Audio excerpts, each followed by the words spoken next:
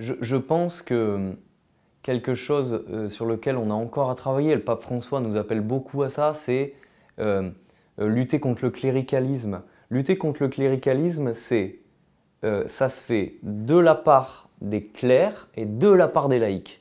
Souvent, moi qui suis laïque, le danger un peu de dire, c'est de dire s'il y a du cléricalisme, c'est de la faute du curé par exemple. Moi je crois beaucoup en un partenariat très fort entre les laïcs et les clercs. C'est-à-dire, pour être très concret dans une paroisse, dans une église de quartier, dans une église de village, que le curé puisse travailler en lien vraiment étroit avec des laïcs sur sa paroisse. Et moi, je crois que l'église, il n'y a que comme ça qu'elle se construit.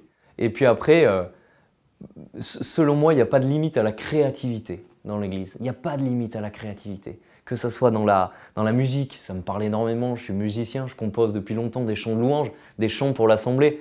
Je crois beaucoup au renouveau par ce biais-là aussi, c'est-à-dire ne pas avoir peur d'imaginer des choses nouvelles pour nos célébrations, pour nos liturgies, pour nos rencontres de jeunes, de moins jeunes. Laisser de la place à la louange, laisser de la place à la joie. Moi, je crois beaucoup en ça. Je pense que l'Église va se construire aussi comme ça. J'entends pas mal de jeunes, justement, pour qui c'est pas forcément facile de prendre sa place. Et c'est vrai que c'est pas évident quand on arrive et qu'on est un jeune dans une paroisse et dire je vais animer. Alors il y a des endroits où ça se passe très bien et où la collaboration se fait naturellement et d'autres endroits où ça lutte, où ça bloque, où il y a des résistances très fortes entre nous en fait, tout simplement.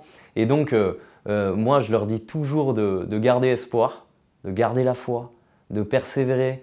Et je sais qu'il y a tellement d'endroits où ça peut se passer. Ce réveil, cette église qui se met en route, qui se met en marche avec la jeunesse, mais aussi avec les moins jeunes, aussi avec les anciens, aussi avec les très vieux. Parce que je crois en ça, en cette église-là. Il y a une prophétie qui dit « Jeunes et vieux se réjouiront ensemble ». On lit cette phrase dans la Bible « Jeunes et vieux se réjouiront ensemble ». Et je pense que c'est une belle image de l'église et de ce qu'elle peut être quand ensemble on construit et qu'on se tourne vers Dieu voilà, dans l'amour, quoi.